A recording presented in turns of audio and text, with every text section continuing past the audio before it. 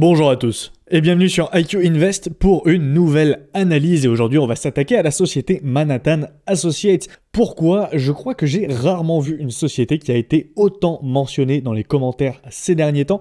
Je pense que c'est dû à la forte chute qu'elle a subie en bourse comme nous allons le voir, mais j'ai eu peut-être une quinzaine de demandes en commentaire de personnes qui me parlaient de cette société Manhattan Associates. Alors personnellement je ne la connaissais pas du tout, mais je suis allé voir sur le screener et c'est vrai qu'elle est intéressante. Donc c'est ce qu'on va voir aujourd'hui et on va l'analyser ensemble. Comme d'habitude, cette vidéo va être découpée en plusieurs étapes. Premièrement, nous verrons la société Manhattan Associates, puis nous ferons l'analyse quantitative de la société, puis son analyse fondamentale, son évaluation du prix pour savoir si elle est sur- ou sous-évaluée en ce moment, et enfin nous terminerons par une conclusion. Et comme d'habitude, si vous ne les avez pas vues, je vous encourage à aller voir les vidéos de la playlist méthode 2024, et vous pouvez aussi regarder la playlist méthode 2023 pour vous familiariser avec ma méthode d'analyse et tous les critères quantitatifs notamment que j'utilise. Comme d'habitude, je vous rappelle que cette vidéo est disponible à des fins informatives et éducatives uniquement. Ce n'est en aucun cas un conseil en investissement. Vous êtes tous entièrement responsables de vos investissements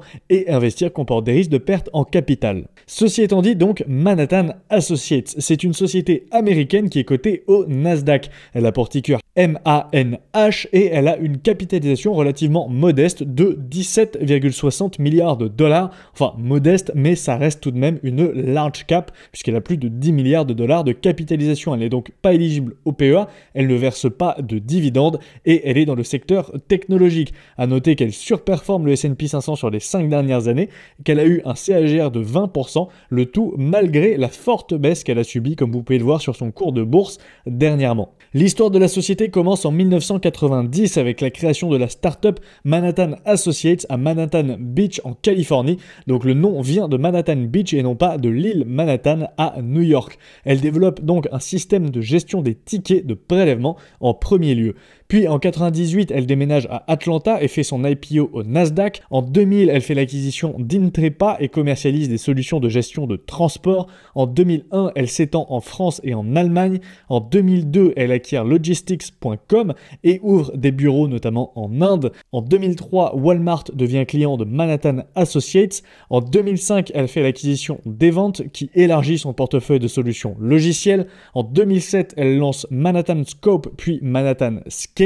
En 2014, elle achète Global Bay Technologies et en 2020, on peut noter le lancement de Manhattan Active Warehouse Management, le premier système de gestion d'entrepôt en modèle SaaS. Donc SaaS, c'est Software as a Service. Donc ce sont des logiciels disponibles via le cloud, donc grosso modo disponibles via Internet, via un navigateur web. Au niveau des ventes par activité, on a 52,5% qui proviennent de services, 27,4% des souscriptions cloud, 15,5% de la maintenance, 2,6% des hardware et 1,9% des licences logicielles. Donc on va détailler tous ces segments juste après.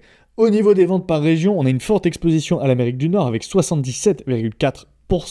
17,9% en Europe, Moyen-Orient, Afrique et 4,6% en Asie-Pacifique. Au niveau du business model de Manhattan Associates, donc elle développe et vend des solutions logicielles SaaS via Manhattan Active pour la gestion de la chaîne d'approvisionnement du commerce omnicanal et des stocks, mais également donc des services, comme nous allons le voir. Chacun de ces groupes est conçu pour offrir des avantages inter-applications et des passerelles notamment qui permettent de renforcer les synergies et la stickiness des produits au sein des processus opérationnels des clients. Donc la stickiness, c'est quand un logiciel est très bien intégré dans les processus opérationnels et donc du coup il est difficile d'en changer puisque ce serait coûteux, il faudrait reformer les équipes par exemple, donc on appelle ça de la stickiness, c'est-à-dire que le logiciel est collant. Ensuite, les solutions de Manhattan sont constamment évaluées par les clients et les analystes du secteur comme étant les plus complètes et innovantes du marché avec de nombreux prix d'innovation remportés, notamment le Gartner Magic Quadrant. Au niveau des différents produits que vend la société, on a déjà le segment chaîne d'approvisionnement ou supply chain avec des outils permettant de gérer la distribution, d'optimiser les coûts de transport dans les réseaux commerciaux et elle offre des solutions complètes également de gestion d'entrepôt et de gestion de transport. Donc d'entrepôt, ça va être tout ce qui s'appelle les Warehouse Management Solutions. Donc sur cette niche spécifique des entrepôts, Manhattan Associates est le leader. Ensuite, on a les ventes omnicanal. Donc là, on a des plateformes dédiées au commerce numérique, aux détaillants et aux grossistes qui intègre des applications comme la gestion de commandes, l'exécution des stocks en magasin, les centres d'appel, les points de vente et l'engagement client. Ensuite, on a la gestion des stocks avec des solutions qui permettent aux distributeurs de produits finis, donc vêtements, alimentation, pièces automobiles, produits pharmaceutiques, etc., de prévoir la demande sur leur stock, de déterminer les besoins en stock et d'élaborer des plans d'achat rentables. Et toutes ces solutions sont regroupées au sein de la plateforme Manhattan Active, donc Manhattan Active qui est la plateforme cloud qui regroupe toutes ces solutions, qui offre des synergies et des passerelles entre ces trois grands pôles d'activité. On peut aussi noter que Manhattan Associates propose des services de conseil complémentaires aux logiciels, notamment dans la logistique et le transport, et ces services représentent tout de même 52% des ventes, donc c'est une entreprise qui est très dépendante de ces services. Et elle vend aussi marginalement des solutions matérielles, donc le fameux segment hardware, avec des terminaux, des puces RFID et des scanners, mais c'est vraiment marginal, et c'est plus pour accommoder les clients plutôt que pour créer un réel business autour de la revente de matériel.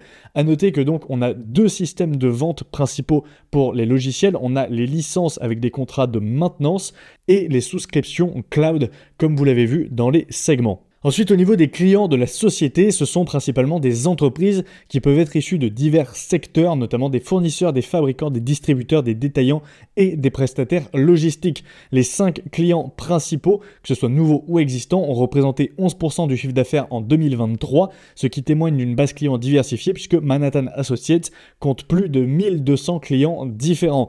Et parmi ces clients, on peut noter de grandes entreprises comme Walmart, Tesco, El Corte Inglés, Essilor, Leroy Merlin, Giant Eagle, Schneider Electric, Bolloré Logistique, But, Noroto, Vente Privée, Vanity Fair, Nike, Michael Kors, Cdiscount et j'en passe, et également L'Oréal qui est aussi cliente chez Manhattan Associates. Au niveau du marché et des concurrents de la société, sur le segment Supply Chain, Manhattan est passé de 1,9% de part de marché en 2014 à 2,8% en 2023, donc une belle progression, et ce marché est dominé par SAP, Oracle et Blue Yonder, comme vous pouvez le voir à droite sur le graphique. Donc Manhattan Associates reste un petit acteur du marché. Idem pour les ventes omnicanal, où Manhattan Associates est un petit acteur puisque ce marché est dominé par Adobe, Microsoft, Salesforce et Shopify, et également sur la gestion des stocks où les leaders sont SAP, IBM, Oracle et Microsoft, un marché qui est d'ailleurs très concentré où les 6 plus gros acteurs représentent 48% des parts de marché. Ensuite, au niveau de la croissance des différents marchés, vous pouvez voir que ça varie de 6,7 à 20% par an jusqu'en 2030 sur les marchés Supply Chain Management, Omnichannel Retail Solutions, donc les solutions omnicanal, Inventory Management Software, donc là ça va être tout ce qui va concerner la gestion des stocks, et Warehouse Management System, donc la fameuse niche sur laquelle est leader Manhattan Associates, et vous pouvez voir que c'est celle qui grandit le plus avec 20% de croissance prévue jusqu'en 2030, donc là c'est vraiment impressionnant. Au niveau du management de la société, on retrouve Eric Clark qui est président et CEO, donc depuis 2025 il est rentré très récemment dans la société, il y a à peu près 2 mois, en sachant que cette transition était prévue depuis plus de 2 ans. Donc c'était quelque chose qui était préparé pour justement le départ de l'ancien CEO. Ensuite, on a Dennis Story qui est Executive Vice President et Chief Financial Officer depuis 2006, Stewart Grant qui est Executive Vice President des Professional Services depuis 1995 et Bob Howell qui est directeur de la géographie Amérique depuis 2006. Au niveau de l'actionnariat, on n'a pas de ligne principalement intéressante, on a surtout des institutionnels, des ETF et des fonds d'investissement. Vous avez l'habitude avec les sociétés américaines. Et maintenant, on peut passer à l'analyse quantitative de Manhattan Associates. Et pour ça, on se retrouve sur l'application IQ Invest. Vous avez l'habitude, vous avez le lien en description pour l'essayer et pour l'utiliser, bien évidemment. Et on va commencer par regarder un peu le cours de bourse. On voit que sur 5 ans, l'entreprise surperforme le S&P 500 malgré la forte baisse. Vous pouvez voir que le cours de bourse est passé d'environ $280 à aujourd'hui $165. Donc on a une forte décote par rapport à ses plus hauts historiques. Et si on met le cours de bourse sur 10 ans, pareil, on a une belle surperformance du S&P 500 avec un CAGR de 12,82% malgré cette énorme baisse qu'il y a eu depuis début 2025.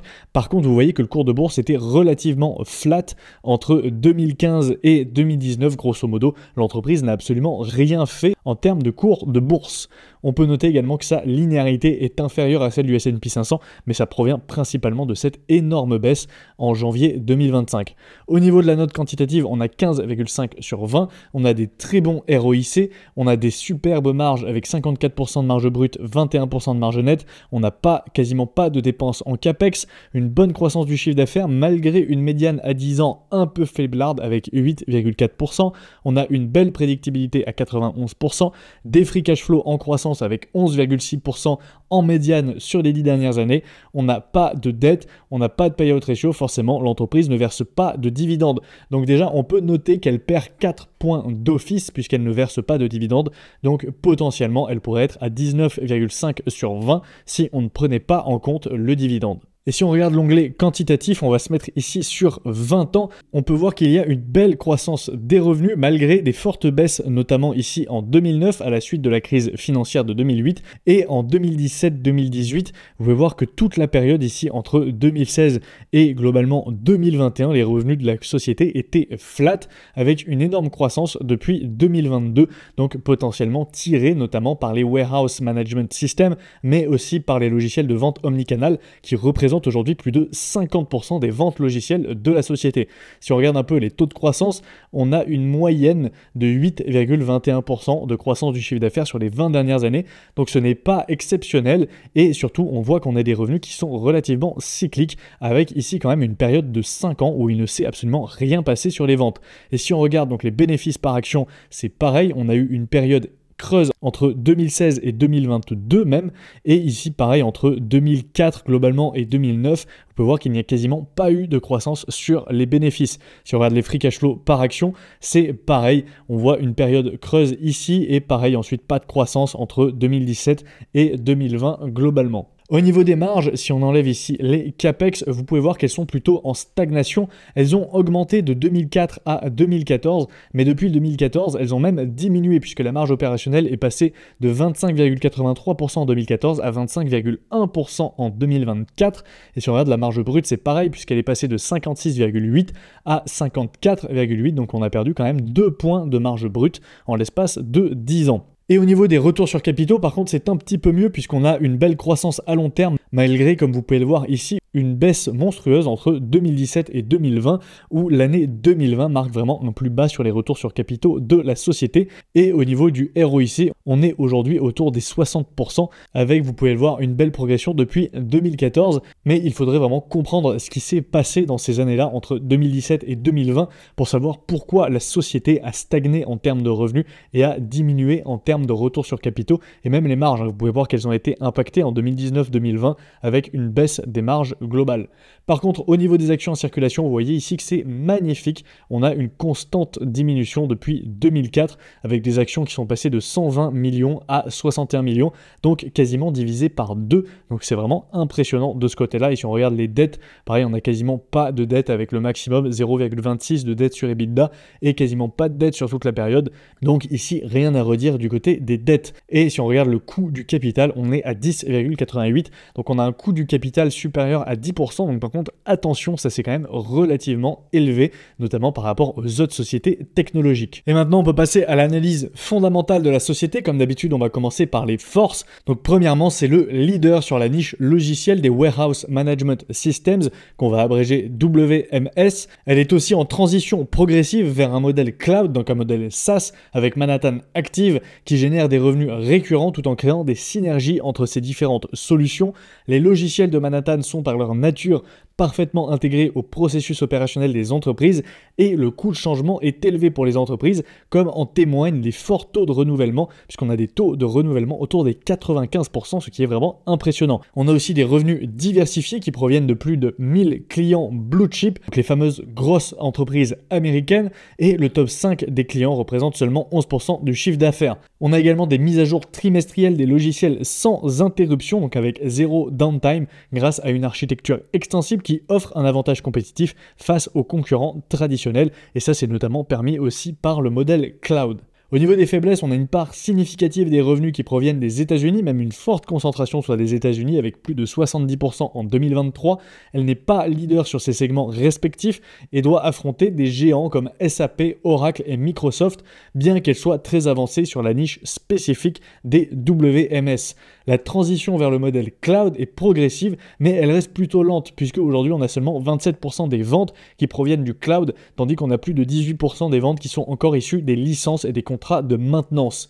Et également, la majorité des revenus proviennent des services qui offrent peu d'avantages compétitifs et aucune récurrence des revenus par rapport au logiciel. Vous avez vu, on a 52% des revenus qui proviennent des services, ce n'est pas rien. Au niveau des opportunités, on a l'acquisition de plus petites entreprises logicielles qui peuvent renforcer son portefeuille de solutions logicielles et également la forte croissance sur ces marchés, notamment la gestion de la chaîne d'approvisionnement, donc supply chain, les ventes omnicanales et également, donc vous avez vu, les WMS avec une croissance estimée de plus de 20% par an jusqu'en 2030. Au niveau des menaces, premièrement, elle est en concurrence avec des acteurs majeurs et très bien établis comme SAP, Oracle, Blue Yonder et des solutions open source comme Odoo par exemple. Et on a également des incertitudes économiques qui pèsent sur la société avec l'inflation, les récessions potentielles qui peuvent non seulement réduire les budgets IT des clients, mais qui impacteraient directement les clients puisque ça impacterait les supply chains, ça impacterait également le commerce mondial, donc forcément moins de demandes pour ce type de solution.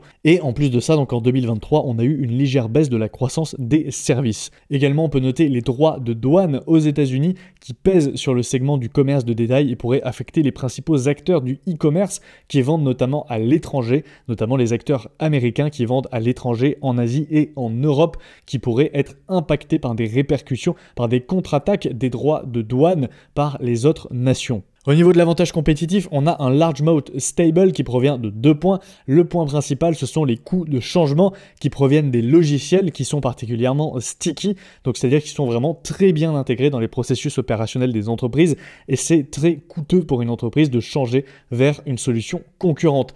Et en plus de ça, on a des actifs intangibles en moindre mesure, mais on a une expertise logicielle clé chez Manhattan Associates qui a réalisé très peu d'acquisitions au cours de son histoire et la majorité des solutions ont été entièrement développées de manière organique. Maintenant, si on passe à la checklist fondamentale, premièrement, au niveau des revenus, pour moi, on n'a pas forcément des revenus récurrents, donc j'ai mis neutre ici, puisqu'ils sont divisés entre les services qui ne sont pas récurrents et les logiciels qui sont récurrents. Ensuite, les produits ne résistent pas au changement, puisque les logiciels sont par nature très compétitifs et surtout soumis aux évolutions technologiques, surtout en ce moment avec la révolution de l'intelligence artificielle, on ne sait pas à quoi ressemblera le marché des logiciels dans 5, 10, 15 ans.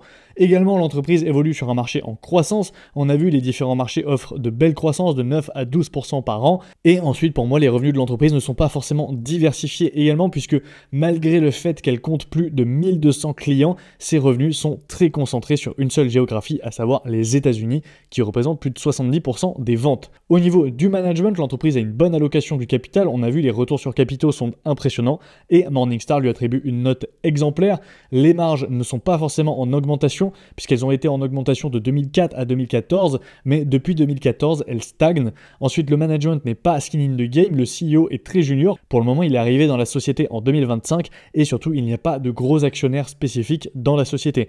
Et par contre, on a de beaux rachats d'actions puisque Manhattan Associates effectue des rachats d'actions réguliers depuis 2004. Et enfin, au niveau de l'avantage compétitif, on a une grande douve puisque Morningstar lui attribue une note de large moat stable et par contre, elle n'est pas forcément leader sur son marché non plus puisqu'elle est leader sur la niche spécifique des Warehouse Management Solutions, mais par contre, elle reste un petit acteur sur les autres marchés et notamment son segment logiciel principal, à savoir les ventes omnicanal, est dominé par d'autres acteurs comme Adobe, Microsoft, Salesforce, etc. Donc, si on récapitule sur tous ces points, on a une note fondamentale de 12 sur 20, ce qui est bien, mais qui n'est pas extraordinaire non plus. Et maintenant, on peut passer à l'étude de la valorisation. Et pour ça, on est de retour sur l'application IQ Invest dans l'onglet Évaluation. Et pour ma part, j'ai choisi de sélectionner les free cash flow par action, puisqu'ils sont relativement stables pour la société. J'ai choisi un taux de croissance de 12% par an et un multiple final de 34. Donc vous voyez que ça nous amène ce taux de croissance à 8,23 $ de free cash flow par action en 2029, soit un prix final de 279 $. Donc pour ça, on multiplie 8,23 fois 34 qui est le multiple final et on obtient donc le prix final qui est de 279 $. Donc ça nous offre un rendement de 11,05% par an sur les 5 prochaines années, soit une marge de sécurité négative de moins 4,32% si on veut obtenir un rendement de 12% par an, puisqu'il faudrait payer l'entreprise 158 $ pour obtenir un rendement de 12% par an. Donc vous pouvez voir que grâce à la baisse qu'il y a eu début janvier, on n'est pas loin d'un prix intéressant pour Manhattan Associates. On est même sur des niveaux d'achat qui sont assez intéressants en ce moment, avec une entreprise qui est plutôt au juste prix. Et pour ceux qui se demandent comment j'ai sélectionné ce taux de croissance, je me suis basé ici sur la médiane à 10 ans. Vous voyez qu'elle était à 11,6%. On a une médiane légèrement supérieure pour la croissance des free cash flow sur les 5 dernières années à quasiment 14%. Donc personnellement, je pense que 12% est une hypothèse relativement atteignable pour la société, puisqu'on a de fortes estimations de croissance par les analystes et on a également des marchés qui sont en forte croissance, plus le modèle cloud qui peut vraiment tirer les ventes vers le haut et surtout augmenter la récurrence des revenus. Je pense que c'est un chiffre atteignable. Et ensuite, pour le multiple final, j'ai choisi 34. Donc vous pouvez voir que c'est bien inférieur à la médiane sur 10 ans qui est à 45 et c'est inférieur également au price to free cash flow actuel de 35. Donc ça permet d'avoir une hypothèse assez conservatrice. Vous pouvez voir ici que si on regarde donc le price to free cash flow sur les 5 dernières années, on a globalement un price to free cash flow qui était toujours au-dessus des 40. Dernièrement, on a chuté au niveau des 35, mais si on se met ici sur les 10 dernières années, vous pouvez voir qu'on était en dessous des 40 globalement entre 2016 et 2020, avec des plus bas, vous voyez ici à 19 de price to free cash flow, 19-18 de price to free cash flow, et on a une médiane de 44 sur les 10 dernières années.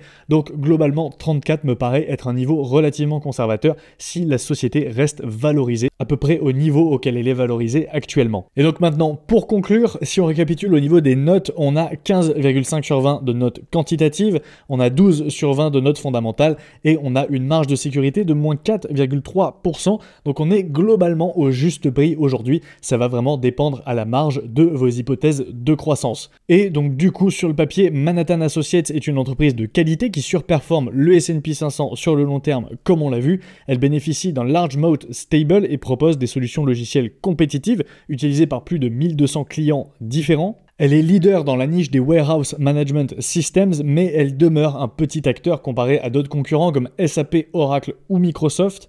Elle se situe aujourd'hui dans des zones d'achat intéressantes, notamment par rapport à mes hypothèses, et personnellement, mon prix d'entrée se situerait autour des 158 $, disons en dessous des 160 $ si elle venait à toucher ces niveaux-là. Et du coup, pour moi, ça va être non, pour plusieurs raisons, mais je pense qu'il s'agit d'une entreprise de qualité. Par contre, je ne pense pas qu'elle constituerait un ajout intéressant pour mon portefeuille, puisque j'ai déjà des entreprises logicielles dans mon portefeuille, j'ai déjà du Microsoft, j'ai déjà du Google, j'ai aussi du Intuit, du MSCI, du S&P Global. Toutes ces entreprises-là font déjà pas mal de solutions logicielles. On peut aussi mentionner Deutsche Börse.